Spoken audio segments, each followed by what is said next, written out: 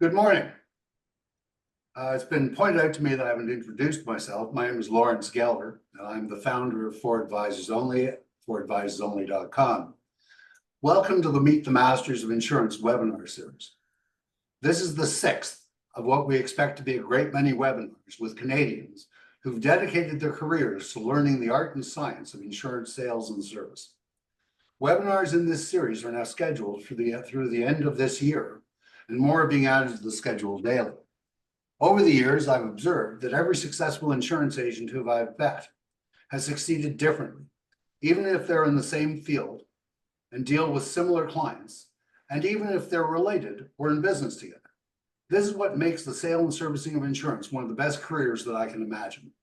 It's possible to become a success in our business with diligence, integrity, and experience. With this webinar series, we intend to prove that any type of person can succeed with time and hard, thoughtful work. Our goal is to create a video record of each of these masters of insurance so that some of their expertise and experience will be available to anyone who'd like to learn from them, whether now or in the future. Today, we have Cindy Bowden with us. Cindy is the president of Cindy Bowden Insurance Benefits. They help owners and managers to integrate their insurance coverage for personal, business, and employee needs. Cindy also counsels individuals in their retirement years and helps individuals with their insurance needs. Cindy is a member of Advocis. She's past chair of the Board of Trustees of the CLU Institute of Canada and served on the Board of Directors for Advocis. She's a member of CALU and is involved with CALU's Group Benefits Issue Committee. Cindy was a member of the Board of Directors for St. Michael Hospital Foundation and created and chaired the Planned Giving Committee. Cindy chaired the Board representing alumni and fundraising at Trinity College at the U of T. She also chaired the school council and committee responsible for building a daycare in her children's elementary school. We have now booked webinars through the end of September 2024, with new dates being added daily. Thank you. Good morning, Cindy and Julia. I hand it over to you. Good morning, Lawrence. Cindy, holy, what a bio. And I just like everybody to know that Cindy packed all that into 45 years in the business tomorrow. So yeah. Cindy, tell us how you got started in this business.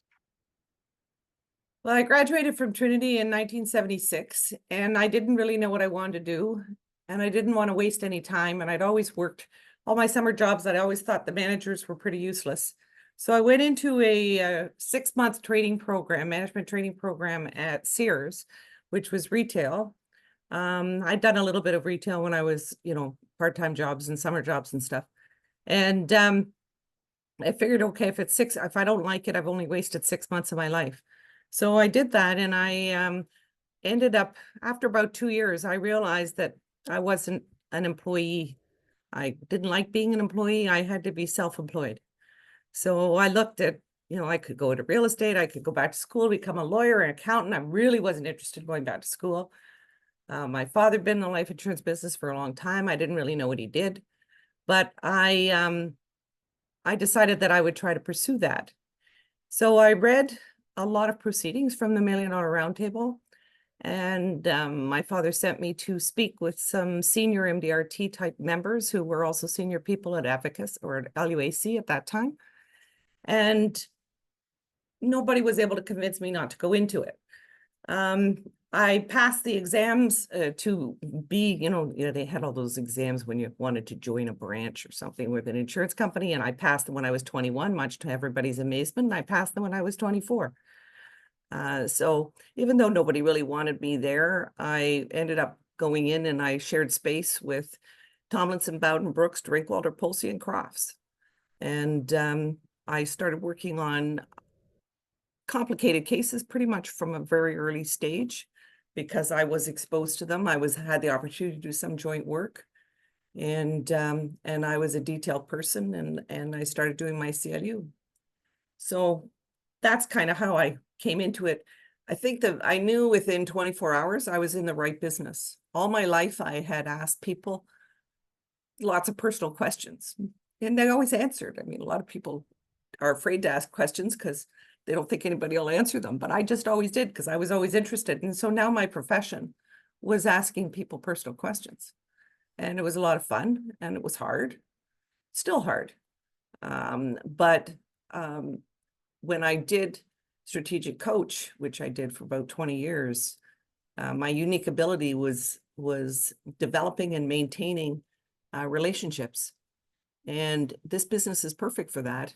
And I still have clients from 1979 from when I started in business because the relationship is everything to me.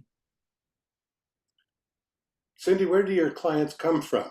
How did you first start acquiring them? And I mean, normally we say that you should prospect for people 3 years beneath your age and 3 years above your age. What was your experience of that? We can't make much money prospecting 25-year-olds. But I did learn how to sell disability insurance. I knew some lawyers, some accountants, people I went to university with, and they would ask, if they asked me something I didn't know the answer to, I would go and find the answer. And as a result, I became quite expert at analyzing contracts, in particular, initially disability contracts and then group insurance contracts. That stood me in good stead for my entire career, in particular, whenever I had to support somebody who had a claim. I started working virtually immediately with John Tomlinson's clients. He died 6 months after I went into the business. And he had an association with my father, and nobody had been servicing his business for a long time because he really would have rather to play golf, and then he was ill. So I started dealing with his clients. He was 73 when he died. And so I was dealing with these older people, even though I'd never really had experience dealing with older people because all my grandparents died by the time I was 10. So it was a little bit intimidating, but I just sort of did my thing. And of course, they were really nice people because he was a really nice man. And I started to specialize in annuities, and in particular, income averaging annuities, which in the 1981 budget were banned. And one of the biggest cases I ever did, I did on the night of 1981 when that, knowing we wouldn't be able to do them tomorrow. So I did a lot of technical work because I am very, very detailed, and a perfectionist to the, so detailed and perfectionist, not necessarily a great combination sometimes, but I built my reputation on being detailed, and that led me into doing group. And there were groups that were part of the firm that my father and my sister and I worked together in, and I just started to specialize. I did group from early on, but I started to specialize it in 84, and that then have continued to do that. So how do you get your clients? I guess you have strong prospecting abilities. No, I don't. I get them and I keep them. I am not a great prospector, but because I have these long-term relationships with people and they trust me, they referred me to other people. The business people, they grew their business and I grew with them, and then they go and buy somebody else's business and I would do that work. And that is how I developed my retirement planning practice I had a couple of single ladies, older ladies that I took care of, and then I got referred to another and another. And I was their only confidant in a lot of cases, and I took care of them.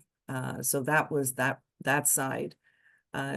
Just by referral and growth of existing clients. One of my biggest clients now started with one guy who started the Canadian division of a German company. So I had to create something for him that suited the international company, and then for the new people he hired, and now that's developed into a very large group.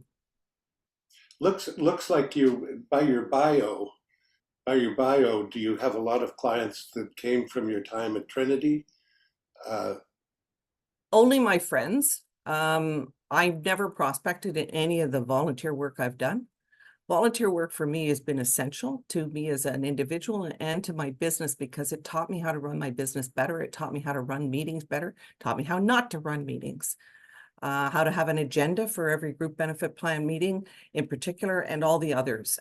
So how to organize and prepare.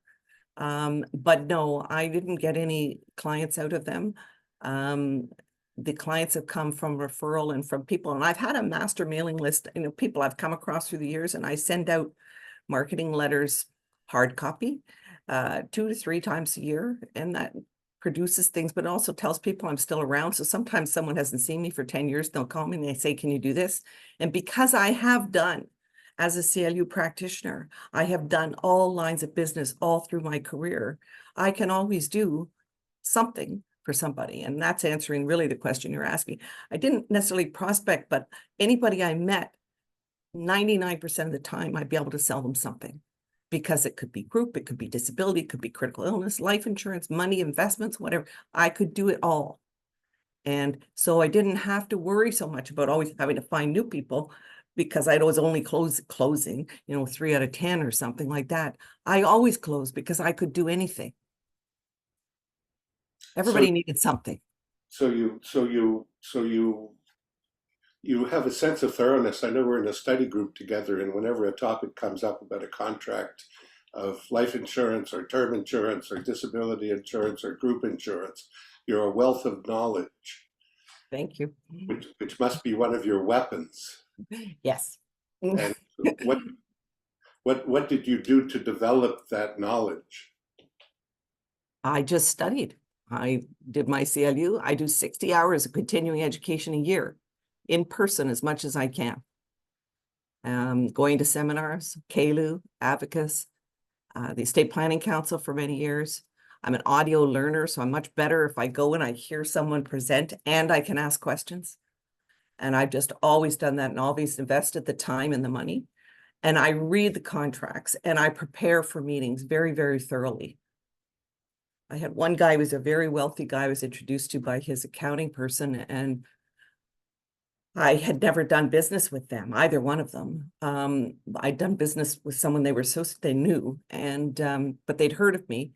And I prepared, and that meeting ended up being 3.5 hours. And at the end, this guy who'd been the chair or the owner of a huge company said he'd never been in a meeting with anybody who'd prepared as thoroughly as I did. And I've since done 2 groups with them. And they really liked me, and he was a lovely person, but I'm always really, really prepared. That's also my reputation in my volunteer work. That's one of the reasons I end up chairing a lot of things, because I do the work. Now, how has your methodology changed over the 45 years less a day? That's a day. If it wasn't a leap year, it'd be right on. I don't know that it's changed a lot, except from a very early stage, I tracked my time, because we did pension work and we did group life and health work and we set our commissions. So I've always tracked my time, probably since 1984, maybe 87. Very few people in this business do that. So I know how much time I spend on clients, and I know how much I get paid for them. I have very detailed bookkeeping system. That's evolved over time, particularly the last 20 years. The tracking and being aware. If you're going to set your own commission, you have to be able to justify it. So you have to know what your time is worth in terms of an hourly rate, and how much time you've spent. How else has it changed? I probably went away from doing investments. I did some for a long time, but it was getting more and more complicated. And I was dual licensed for a while, and I stopped being dual licensed between mutual funds and seg funds. I think when you have so much overhead, it's very, very important to have continuing income. And you get that from group life and health. You get it from pension, group RSPs. You can get it from investments. But investments didn't turn my crank the same way group did. You have to do the work, and people are knocking on the door all the time to take your clients away. But if you're always with them and they can always count on you, and you respond to them within 24 hours every time they have something happen, people can't usually take them away from you. And that renewal income became more and more important as overhead went up and up. But other than that, other than changing, not really. I mean, I guess my areas of specialty have sort of grown, and I've added back some investments in the last while, because I like doing annuities for people, and I like and hardly anybody does them. But that's probably only 15% of what I do. And then life and disability and critical illness. Is As the your other business grows. Well, one other thing, Julian, I mean, I knew from the 80s, the average age of the clients was getting older. So I still have those 90-year-olds, but there's no new money. So you have to figure out what are you going to do? You're going to go and look for more people like that, or you're going to focus on something else. And I could see that growing the retirement planning part of the business wasn't going to work well, because I'm not a great prospector. And those people weren't finding, they were going into payout mode. Their assets were declining, and the people they knew were declining.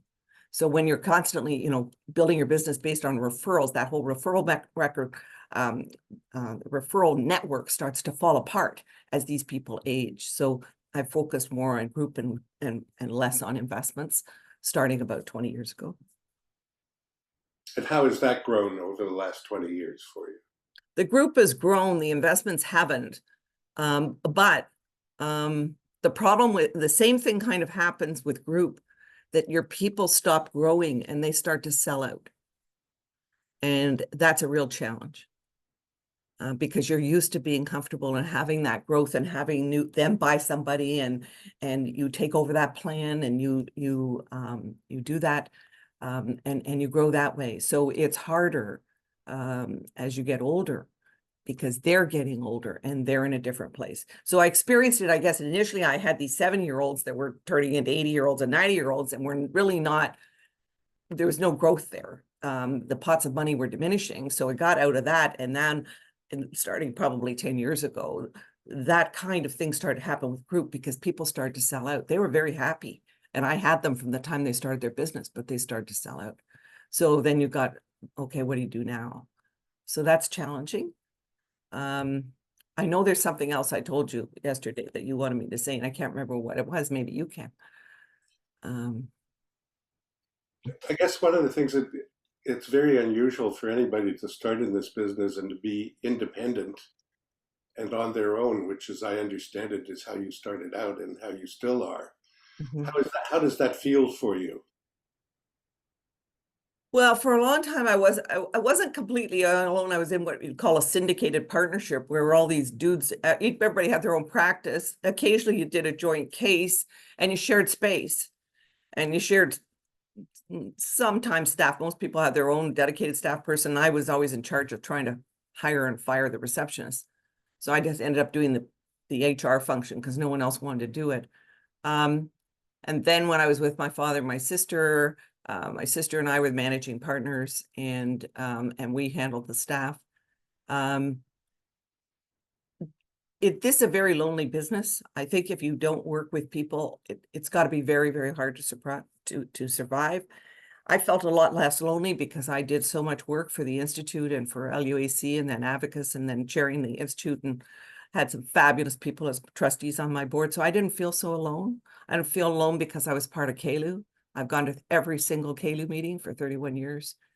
I went to MDRT. I had a fabulous person in Golda Brown as my roommate starting at MDRT in 1982. And she's my closest friend.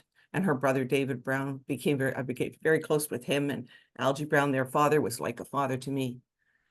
So I've been to 2 study groups, and I've been in one for 20 years and one for 25 years, I think. And those people are very, very key in terms of if you've got a case, an issue, a challenge, or you're just frustrated as heck with the people in the insurance business and the insurance companies, you've got people to call and say, what do you think? And these are people that you know and you trust, and you know they're ethical, and you know they're technically strong. So I go to them, and then I don't feel as alone.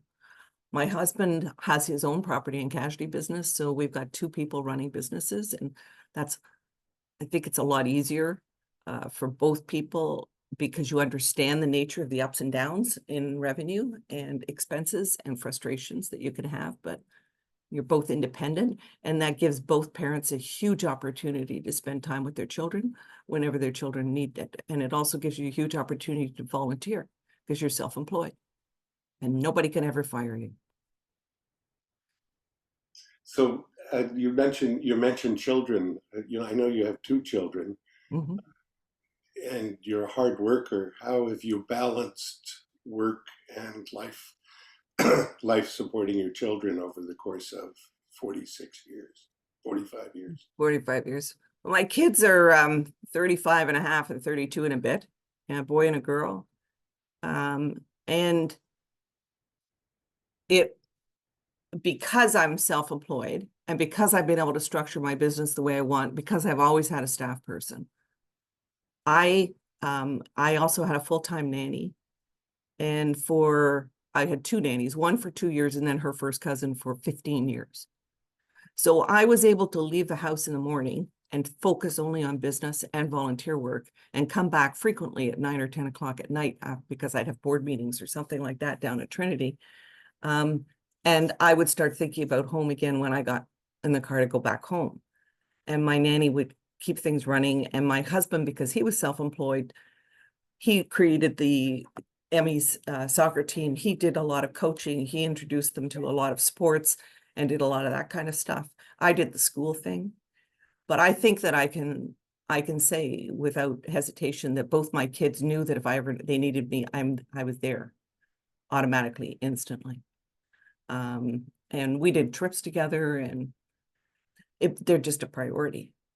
Nobody has my cell phone number except for my immediate family and a couple of friends. I know I don't have it. Yeah, because and if people wanted me to work nights or weekends, I would just say, sorry, I can't do that. I have kids. So what are your thoughts of the industry or profession, past, present, and future? We get paid an awful lot less now than we used to, and a lot more is involved. And we have to do so much work to follow up with the insurance companies. It's ridiculous. I have this history of all these policies that have been enforced for so many years, and I can see the renewal commissions have gone down and down and down and down. Some of them, they actually stop, even though it's a permanent insurance policy. And yet we've had constantly increasing overhead costs and more dumped on us. And yes, because of the original model created by PPI and followed by others, where you could group all kinds of policies together, all kinds of carriers together to get overrides, and you can get overrides, it's still not enough. So I think it's very, very tough for people to start in this business with the level of comp that you get for what you have to do and for the liability that you shoulder in terms of the advice that you provide. So I think it's important for people to work together with other people that are ethical. I think it's important for people that are coming in the business to work jointly for others, but don't let them take advantage of you. Too often, older people in this business think that they can just basically have someone young, and just because they're gracing them with their presence, that kid's gonna, should give up 50 or 75% of the compensation. I ran into people like that at the $1 Million Roundtable. I want to punch them. Make sure that whoever you do deal with, even if they are 30 or 40 years older than you, are competent and ethical and fair and want to be a mentor, not a big wheel with you as their secondary person. Always have a lot of respect for yourself and don't let yourself be taken advantage of. I think it's also for people that are starting in this business, you need to be very careful forever, like all the time you're in the business, of being in debt, but you should have lines of credit that you put in place in the good times so that you can have them in the bad times, because there are bad times. Everybody in this business has bad times, and sometimes they last for 2 or 3 years. So you have to have savings and you have to have lines of credit that you can lean on, but not for just anything. You've got to be wary of having debt, but you've got to get those lines of credit in place personally and corporately when they're available. So looking back over that time, if you had it to do again, would you do the same thing? Would you have started in this business? Oh yeah. I've never wanted to do anything else. I've never, ever wanted to do anything else. And the people that are my clients, the stuff that they ask me goes way beyond what's going on in their business. I have the opportunity to know so much about my clients that I can share their stories with other clients and help them learn or help them do something better, help them sort through difficult situations with their employees. I protect them. I advocate for them. I've dealt with a lot of disability claimants through group plans through the years that some people never even touch those claims. I make sure they get paid. I'm not afraid to go there with this person that's suffering from mental illness or huge pain from whatever their ailment is. So I have a lot of empathy just naturally, and this business has given me the opportunity to maximize that. It's given me the opportunity to maximize my perfectionism and my attention to detail. The knowledge, and the other thing is, if you're not interested in something, you just stop doing it and start doing something else. I've done a lot of things. I've practiced in a lot of areas because I would get bored if I only did one thing. But I could still call myself very much a specialist, particularly in group and in some other stuff, because the depth of my knowledge and my experience. Does that answer your question, Julian? It does. What do you see for your future, and when are you gonna close shop? I'm going to retire. I'm going to choose a successor and retire, and it will not be easy. And I will transition so that my clients are taken care of, and feel very confident that my successor can do as good a job for them as I did. They have a relationship. I had one person, they said, it's so much fun dealing with Cindy because she really cares. And it's amazing to me that people feel that other people don't care, but it's true. And it's very, very genuine. So what does the plan look like? Have you formed it in your mind? What does that person look like to you? And when will you start the process of interviewing for that person? I already have. So some people out there might want to apply. It's a very personal thing in terms of that search for somebody. I know so many people who are second generation and who have worked with other people that I know very clearly what anyone who is a successor needs to do and be. And I know what my clients need. So it's very much finding the right match of people and skills. And that's not easy because I do so many lines of business. It's not easy to find people that have have expertise in all those areas. And what kind of timeline do you see for this project segueing you out? You mean how long will it take to do it? Yeah. It'll take 2 to 3 years. And what do you see yourself doing after you give up this mantle? I will do more volunteer work. I will triple the amount of time that I spend walking and exercising because I've never done enough of that. I will travel more, even though I probably already travel, or I'm on vacation at least 6 weeks a year, maybe 5 to 6 weeks a year. But I'll do that more. My husband and I will do that more together. I've had people ask me that. It won't be easy.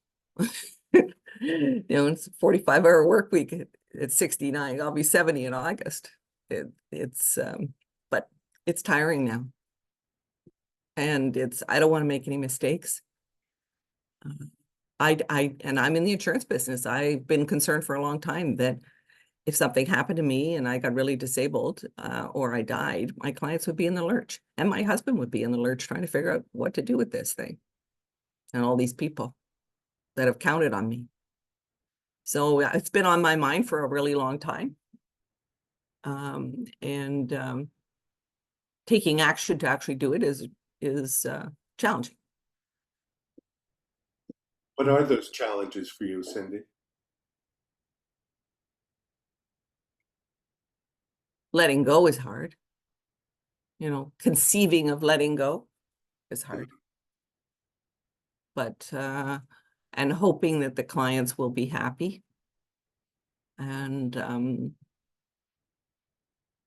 that they will transition to. What did you promise those clients that makes you feel so committed to them? Well, I've just been I've always been there for them. So they know that they can count on me. They can ask me anything. They don't have to think about what they've got. They don't have to think about their benefit plans. They don't have to hire people to, because most of them are small businesses, they don't have to hire people to handle the benefits plan. I do it. I am their benefits department. I am their, the key people that I insure are taken care of. I work with them so I know and point out to them what all the risks are and then help them fund those risks. And I keep them at a trouble group. You can get into so much trouble because nobody really understands it and nobody really understands the landmines in group.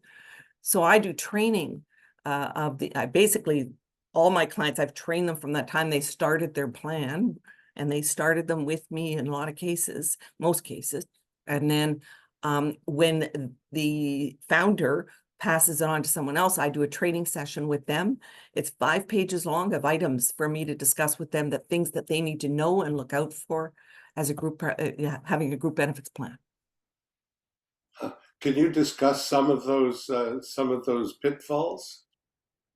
Well, a lot of people they terminate people and they call me and they say, well, we're going to fire all these people, or we have fired them all, and we're giving them benefits. And I said, well, have you checked with the insurance company? No. Do I have to do that? What promise did you give them for long-term disability? Because a lot of insurance companies won't continue it for as long as you're promising. So things like that. So I mean, last year I spent a month and a half trying to retroactively get the insurance company to approve what the client had promised, because they were a newer client and they hadn't been through this before. And they didn't realize they should have called me first on that, because it looked straightforward, and their lawyer didn't tell them to call me either. So we had to clean it up. So they wouldn't be in trouble and end up, if one of those people had an out-of-country claim or a disability claim, they could have been on the hook.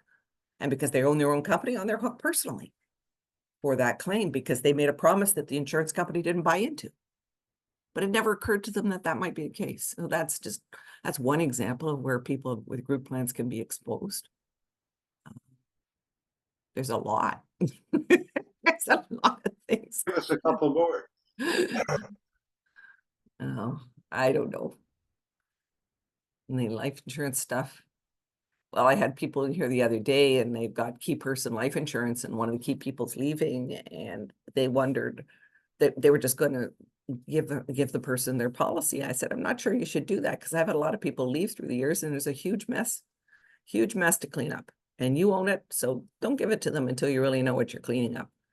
Even if they have to die for you to collect, it's still, something to keep. I don't know. There's so many things, Julian. I don't know. I can't think of all right now. Didn't think in that direction in my preparations. It sounds to me like it's going to be very difficult for you to stop. No, it isn't, because it's the right thing to do, and it's too stressful to keep going. It's too hard on my body to keep going. I listen to my body. I take care of it. I do a lot of preventive things like acupuncture and massage and physio and chiropractor and stuff like that. But my body's been yelling at me for a while. So not having a heart attack yelling, but yelling. And so this is a big part of me, but the relationships with the clients that's what I'm going to miss more than anything. But I'll still be around, so somebody call me if they want to anyway.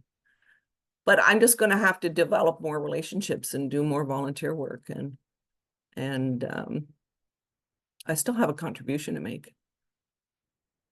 But it's not going to necessarily be in this capacity with the overhead and everything and the pressure of that.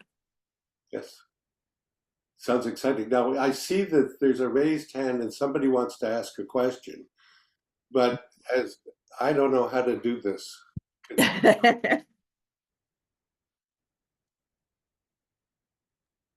Mark, I've allowed you to speak if you want to ask your question.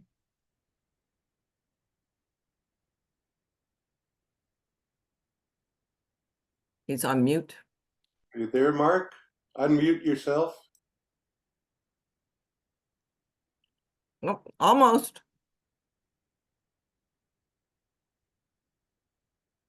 Can't hear you, Mark. There you go. Hi, Hi. good morning, and thank you for allowing me to ask this question. Mhm.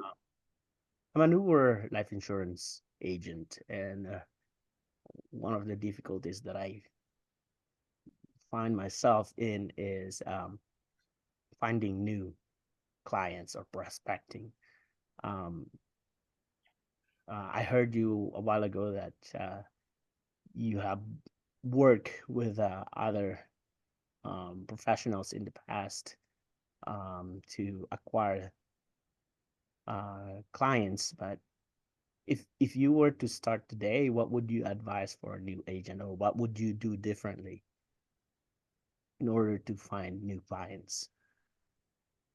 I think that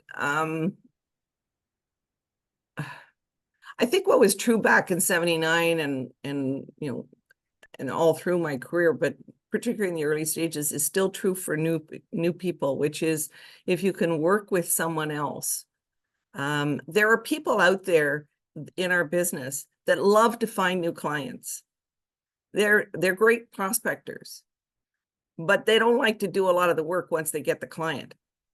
And if you can become technically strong, because maybe that's where your strength is, and not in the prospecting, not in the headhunting of new people, then you can develop new clients where you're the technical person and the other person's bringing people in. That will also give you a lot more confidence to find new people on your own and be referred to new people on your own. You have to be very careful who you do partner with. You need to check out other people in the industry that you respect. Go to seminars and hear people speak.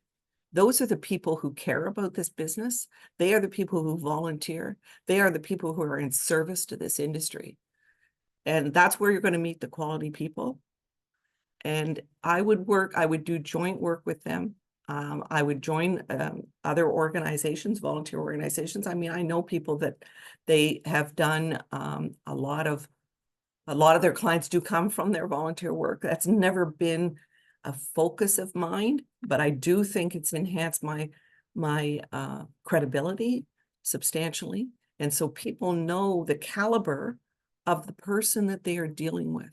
And when you're dealing with people's money and their business and their insurance and their families, that is everything.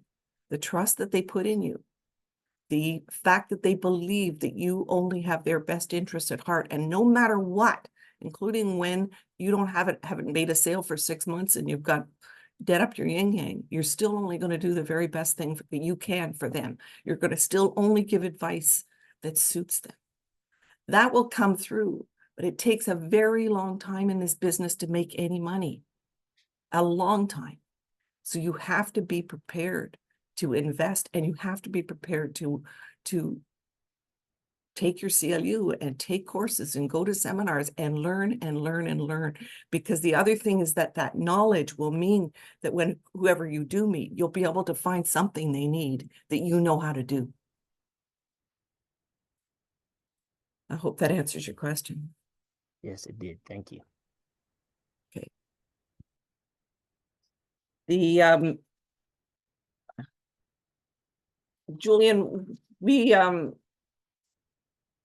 talked about, I said that there were other things that further to Mark's question. I think, I don't know whether I've said it already, but the study groups were very key to me. And I think that they're very key to a lot of other people. And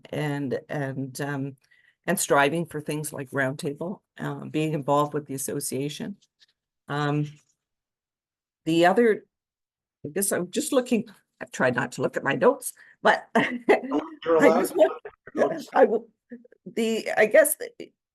I guess I have covered a lot of what I wanted to share in terms of this is a cumulative business. And that's why, you know, John Tomlinson, when he was 73, he had people coming and they wanted to give him bigger cases than he'd ever had. And he was really, all he wanted to do was golf. And then he died. And, you know, that was my first 6 months in the business, is seeing that. And so a lot of people are very tempted to stay because it, you know, the business, it just keeps coming in. If you have an interruption, which I did 20 years ago and I had to start over, is really, really hard. So just, you don't make a lot of money. If you're doing this business correctly, you are not going to make a lot of money quickly. You know, it's going to take a long time to make good money. And it is a cumulative business. So just keep adding those clients and keep taking care of them and keep giving them great advice. And then they'll stay with you. And in this world, so many people, they don't have relationships. So your relationship with them can become one of few. I have most fun I have is when people call me and ask me stuff that has nothing to do with their insurance or their benefits. They just wonder what my thoughts are. And I always have some, because I've had so many experiences with so many clients that I can share their stories. When their spouses die, their kids die, get really sick, I could share other people's stories, how they get through them. I have one guy that his partner died, and then when his mom was dying, he called me and said, well, you're my expert on how to deal with people when they're dying. Because I told him what would likely happen with his partner, who was also my client. And he couldn't believe that everything I told him would happen exactly as I said it would happen. And that's just, it was just life, but they haven't been there. And I've never been afraid to go into people's personal lives like that. I think that's one of my strongest skills, but it's also something I love doing. And like I say, so when they call me about stuff that is totally unrelated to exactly what we're working on, I'm very flattered, but I also have something to share. And I have that, and I'm constantly doing that with my kids. I'm constantly sharing stories with my kids. So from when they were very young, so that they have a perception. My daughter has started her own business, and I mean, we always knew she would, but you know, she's just nailed it. Is she unemployable too? Yes, totally. All the time she worked for corporations, like right out of university, she's working for these corporations. And just kidding. I said, just stay there for a while, let them pay you really big money, save the money for when you start your own business. And every time she gets frustrated, I say, it's because you're not an employee. You're not an employee, Em. You just never have been. You never will be. You are the owner. You are the manager. You are not the employee. You do not and will never think like an employee. And that's basically what I figured out too, right? When I worked in Sears, I said, like, this is crazy. This guy standing at the top of the escalator to see whether I got there on time, driving from Toronto to Mississauga. I mean, like, haven't you got anything better to do, you doorknob? But anyway, so I was, as Linda says, unemployable. Tell us some more stories from your client base, things that you've helped other people with. Well, I think I had a lot of spinster ladies through the years, and most of them have died now. But one lady, when she died, she was 91, and she'd only ever been an assistant, like to a doctor, like this, you know, the person that sort of is the person that makes all the appointments and greets you in the doctor's office and stuff. And the people, she never married, she never had children, but she had some nieces and nephews, and they found out what the size of her estate was, and I don't know, it was 100 grand or something like that. And they looked at me and they said, how'd you do that? And I said, I didn't do it. Helen did it. I just helped her.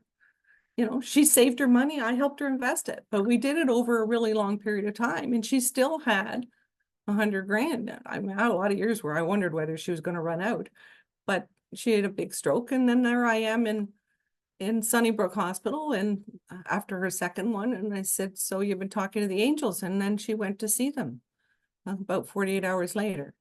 I had another lady, none of her family were in intensive care in Emerge with her. I was. That's One of those was on a fee basis and the other one wasn't. But you just do stuff. I know lots of people like that in our business that just do that kind of thing. They're just, they don't worry about what they're getting paid. They worry about how they matter to someone's life. I have one guy who's been in my, the guy who was running my biggest group, and he said that he's very frustrated with his HR issues and started to say he should hire, he's thinking of hiring an HR person. I said, no, that's not what you need. You need a COO. You need somebody who can partner with you. HR people don't make decisions. You need to make a decision. I hope I'm not insulting anybody out there, but that's been my experience, is that, you know, the person who's the owner of the business or who's the CEO is a completely different person than the HR, but it's getting to the point where the business has become too big for him to manage. And that's the business that started with his predecessor in 2000. When did we start that? 2001, with one person creating the Canadian division. So it's I just love being part of the journey. I just love being part of these people's the growth, and it's so cool. They're all different. They're all different people, and but they're really good people. I don't know. I've paid death claims on key people that were owners of businesses. I paid the disability claim first, sitting there with their wives and husbands and talking about how the disability claim is going to work and make sure it does work. It's group.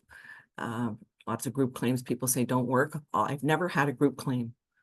Maybe one, 45 years that didn't pay, and that probably shouldn't have been paid. I make them get paid. And that's, again, that goes back to what I taught myself about disability contracts back in 1979. And you just keep building on that knowledge. Who else is there?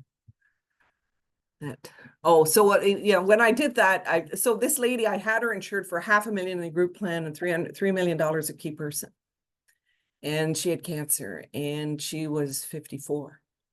And it took 3 people to replace what she did in the company. She was one of the founders, and her husband and her partner were survivors. And the husband retired to take care of her.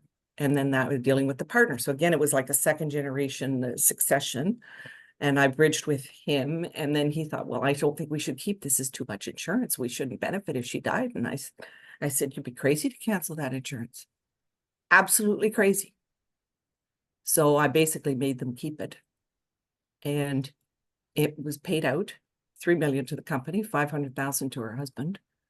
And the company made a donation of $500,000 to the hospice that she was in, which was a fledgling hospice. It was really the first of its kind in her area. And the rest of it became their line of credit. And they needed it because shortly thereafter, the bank cut their line of credit in half and gave them no notice, just didn't make payroll one day. They didn't pay them, didn't even tell them they weren't going to make payroll, just cut their line of credit in half. So they used that insurance money from that time forward, which is 15, 18 years, until they sold the business as their line of credit. But also made that donation. It made all the difference. That company would have failed if they had, because they went into some difficult times after that. Not to mention having a lot of trouble replacing her skill set. Did they express their respect for you in giving that advice? The second generation owner? I don't know what you mean by express. They took my advice.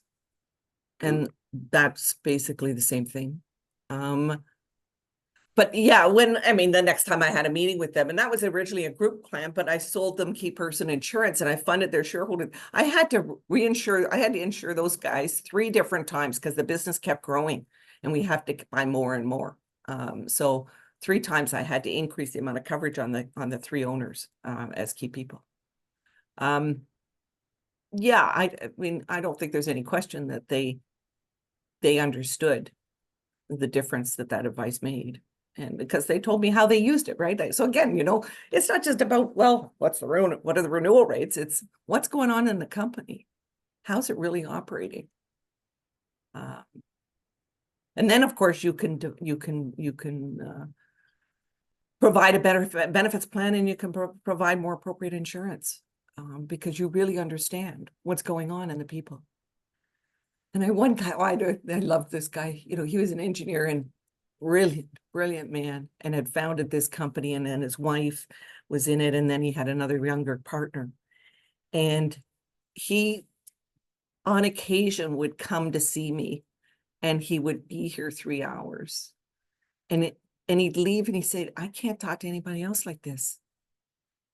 Because he owned the thing, and he was the senior guy, and the younger partner, he was an engineer too, and they could talk about certain things, but some of his concerns, his concerns were about that guy. So he could talk to me about them. And he didn't talk to his lawyers and accountants the way he talked to me. And that's again where I could share stories, or I could say, well, what about this and what about that? And I knew the players. And he could leave with insight that he didn't have before. And that's fabulous. It's just fabulous. Wow, it certainly sounds like there are a lot of people out here who should feel grateful that you're about to retire. I don't compete with anybody. I just keep the people I have. Have you ever faced competition with, or how often in your career in the whole time have you faced competition that bothered you? 4 or 5 times. That's all. I've got one client that he's had other people come in, and he's not my favorite client. The guy that started the company was much nicer. But this is the current CEO. So he likes to, you know, let other people in every once in a while and put me through my paces, to make sure I, you know, earn his business or whatever. And I don't like him very much. But I have kept that company since it was created, and through, I think, 4 CEOs. So 1, the founder, and then successive CEOs, because I go back so prepared, and I know so much about them. And I have so many clauses in their group benefits plan that nobody else can match, because I negotiated them because we needed them for one reason or another, that there's really not much to talk about. But I go back, I hate those. I hate that. But it's only like 2 or 3 people that have ever really done that to me. Most of the people just say, what do you think we should do, Cindy? And I tell them, and they do it. Powerful. It's so wonderful to see your heart and your brain working in sync with such a genius. No, I don't know. It's a lot of practice. A lot of practice. But it's all backed by caring. And whenever there've been bad times, I just always kept what's the best thing for the client? What's the best thing for the client? And that's, I don't know what they call it, a North Star. That is the goal, right? Yeah. So we have what, 1.5 minutes left. In the last 1.5 minutes of this interview, what more brilliance can you impart to people? I don't know. I think I've covered a lot of what, it just, if you always do your best and you always put the client first, I think that's why you can stay in business. That's why people will call you out of the blue after being in your mailing list for 10 years and say, we've got this situation. Do you think you could do it, or do you know someone who could? And of course I can do it, because I can do everything. And then I did it. And then I set it up on a fee basis, because I knew it was going to be a little group and it would be tricky. And I knew they could afford it. So I did it as fees offset by commission. But they're very happy, and they got really good advice. So I just, I know what else I want to say. You have to develop a practice with recurring revenue. And because we all have to pay overhead now, and that was not a big thing. When I started the business, none of those guys, Drinkwalder, Bowden, Polsey, none of them were paying their own overhead. Someone else was paying their rent. Someone else was paying for their staff. That changed about 3 years after I went in the business. No one ever did that for me.